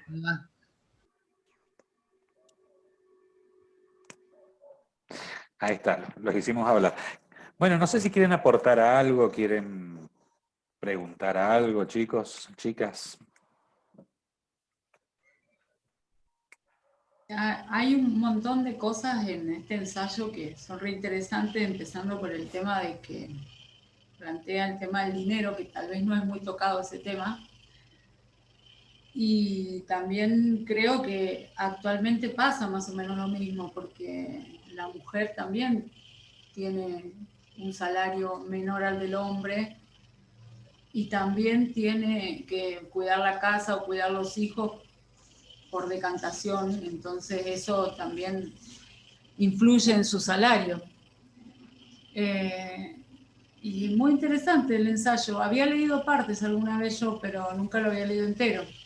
Me gustó mucho cuando ella dice que la mujer como espejo del hombre es porque lo refleja más grande o superior de alguna manera. O sea, que el hombre necesita a la mujer como un espejo para verse reflejado superiormente. En su superioridad, sí. Sí, tal cual. Tal cual. Ahora también me gustaría que nos expliques este tema de la propuesta evaluativa. Ahora va. Como... Nada, esto es muy sencillo, porque me decía Joaquín que están como muy atorados de cosas, y la verdad que los entiendo. Ya hemos estado allí en algún momento, así que los entiendo. La idea es... No, lo que pasa es que estamos haciendo prácticas virtuales y te puedo asegurar que son mucho más pesadas que las presenciales. Las presenciales, me imagino que sí. Sí. Me imagino Si hubiéramos que sí. sabido, lo dejábamos para el año que viene. No, chicos, recíbanse ahora. Recíbanse ahora. Si pueden, háganlo. Bueno, la propuesta es la siguiente. Les propongo escribir un artículo, yo les voy a proponer algunos temas. Un artículo de 1 carilla y media, 2 carillas como máximo, relacionando los temas que uno de los temas que voy a proponer con el texto de un cuarto propio. No es una cuestión, es libre, pueden hacerlo como ustedes quieran. El plus o el extra es que todos han tenido a la profesora Garay. Sí. Bien. Bueno, estuvimos charlando, porque existe el círculo de lectura y escritura creativa, y estuvimos charlando con la profesora Garay para, de los textos que salgan de acá, ella los va a leer, no para evaluarlos, sino para ver de todos ellos con cuál se quedaría para poder publicarlo en el segundo fanzine del círculo. Obviamente con el permiso de ustedes. Así que bueno, me parecía que era una propuesta distinta y que podía gustarles. No sé si me equivoqué. Sí, está bien. ¿Les gusta? ¿Les pinta? ¿Les gusta? Sí, está bueno. Bárbaro, entonces. Arranquemos entonces con los temas. Si a alguno se le ocurre otro tema para trabajar, ningún problema. Yo propongo, por un lado, el tema del feminismo, como de Virginia Woolf, como precursora del feminismo. ¿Sí? Ese es uno. Ahí pusiste Victoria Woolf. Victoria, tenés razón. Mira, que estoy tan copado. Victoria Ocampo y Virginia Woolf. Mira. Victoria y Virginia. Claro. Tengo las dos acá, porque las dos me encantan. A pesar de que no coincido muchas veces con Victoria, me gusta mucho. Bueno, con Virginia Woolf. El otro tema es el rol de la comunicación en las obras escritas por mujeres. En el texto habla del rol de la comunicación, en el texto de Virginia. Ese podría ser otro tema. La romantización del suicidio, que eso también se los adelanté. Pueden hablar de las poetas suicidas. La relación entre Virginia y Victoria, como un puente entre Inglaterra y Argentina. Un puente un poco más atractivo, no los económicos y los que vienen, que en esa época son bastante hostiles para la Argentina. Pero sí, en lo literario me parece que es muy interesante. La influencia del círculo de Bloomsbury respecto de Boedo y Florida. La comparación entre la producción literaria de mujeres escritoras de 1920 y las de ahora. O sea, qué cambios ven o qué evolución se ha hecho en términos de la literatura entre las escritoras de aquella época y esta. La relación de Virginia con el conflicto fascista, esto de estar casada con un judío y haber sido perseguida, y la influencia de Virginia Woolf en el devenir político de las mujeres en Argentina. O sea, cómo influye el pensamiento de Virginia a través de Victoria, o si encuentran otro nexo, por supuesto que es bienvenido, respecto de los derechos políticos de las mujeres en nuestro país, bueno, esta región. No sé qué les parece, si les gusta, si quieren hacer otra cosa, otro tema, por mí está bien, es libre. Esta es una propuesta nada más.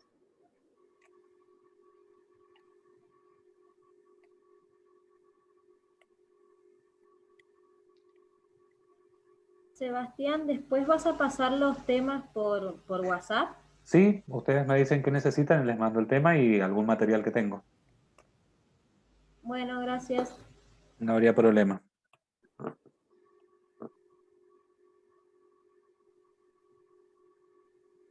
Bueno, si no hay objeciones, hasta acá llega mi intervención sobre Virginia.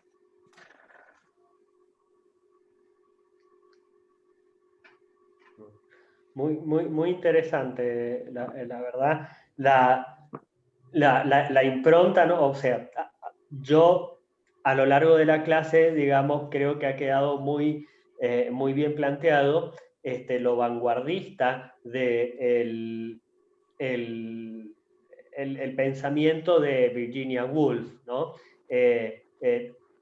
Teniendo en cuenta también que ella fue vanguardista en cuanto a su narrativa, ¿no? Con el fluir de la conciencia, que no es el caso del cuarto propio, ¿no?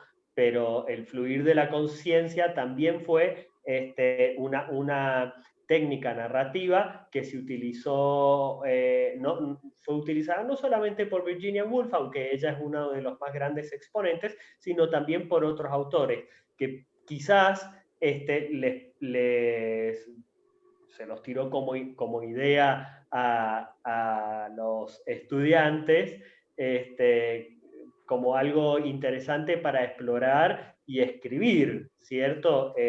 Por ahí agregar, si ellos quieren, ya que vos dejaste la puerta abierta, Sebastián, a contribuir con otros temas, ¿cierto? También me parece algo interesante. Por supuesto, se saldría del cuarto propio, pero me parece que es algo interesante hablar del fluir de la conciencia utilizado por Virginia Woolf y en qué obras fue utilizado, que no voy a decirlas porque si a alguien le interesa que lo investigue. Al principio dijimos un par. Sí.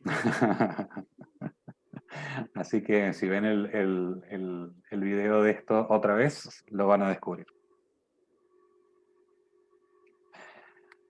Bueno, profesora, la verdad que ha sido un placer tenerla aportando.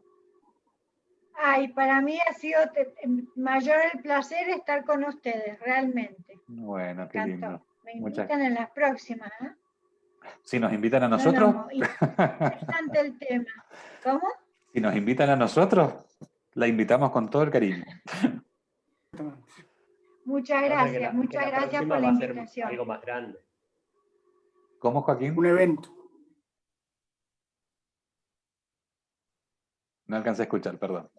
Yo tampoco. No, digo que la próxima vamos a hacer algo más grande. Esperemos que la próxima sea en vivo y en directo y no por Zoom. Que sea en el aula. Eso lo dudo porque el 2021 va a arrancar igual que como estamos terminando ahora. Pero vamos a organizar algo que hemos ido charlando un poco con la profesora Kemek, y justo antes de que empezara la clase estuve hablando con el vicerrector, con el Pablo Papalardo, que le gustó mucho la idea. Ya después les voy a contar, y ahí en el 2021 seguramente puedan participar nuevos egresados, ¿no? De los que en este momento están como estudiantes aquí. Sí, sería muy lindo. La verdad que sí. Bueno, por mi parte, agradecidísimo a Joaquín por la la invitación, por el convite de participar. La verdad, es mi primera clase en superior. Nunca antes había atinado a dar clases en superior y la verdad que a pesar de todas las dificultades tecnológicas, para mí ha sido muy, muy lindo, muy gratificante. Espero que para los chicos también, que haya sido una buena experiencia. Sí, muy bueno. Muy bueno. Bueno, muchísimas gracias. Bueno, a Juanito por el aguante también, que se quedó toda Siempre, la clase. siempre. Se quedó toda la clase.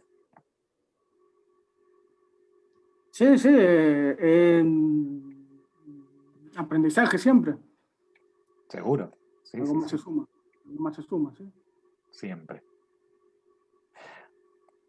Bueno, si ya no hay nada más en contrario, por mi parte, cerramos la clase acá. Lo único que les voy a pedir, bueno, les voy a mandar estos temas y luego ustedes me dicen qué van a tomar cada uno.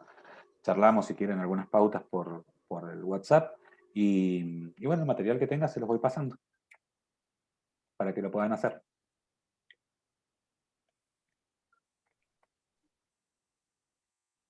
Bueno, gracias. Gracias por la clase. A ustedes por estar, no quedarse dormidos. Gracias, saludos a todos. Gracias, saludos. Chao, Chao, Hasta profe. luego. saludos a todos. Muchas gracias, Sebastián. Muchísimas Gracias, gracias. No, Sebastián. Además, te lo a agradezco ustedes. profundamente porque si bien yo sé lo importante que es Virginia Woolf, a mí no me gusta Virginia Woolf. Entonces, no porque yo no la disfruto como escritora, ¿sí? Pero la verdad que con esta clase me ha dado ganas de agarrar algún que otro texto. Por ejemplo, Mrs. Dalloway. Que tiene unas cuantas versiones fílmicas, Mrs. Dalloway, y están en YouTube. Eso es muy interesante por si alguien después quiere ver. A ver, Las Horas no es la única, no es la única película que trata sobre Virginia Woolf. Hay muchísimas películas sobre Virginia Woolf, muchísimos documentales sobre ella, y muchísimas versiones fílmicas de sus obras. Eso es muy interesante para buscarlo en YouTube. ¿Sí? En YouTube está lleno porque hay películas viejas incluso que ya, digamos, las productoras no reclaman los derechos, entonces las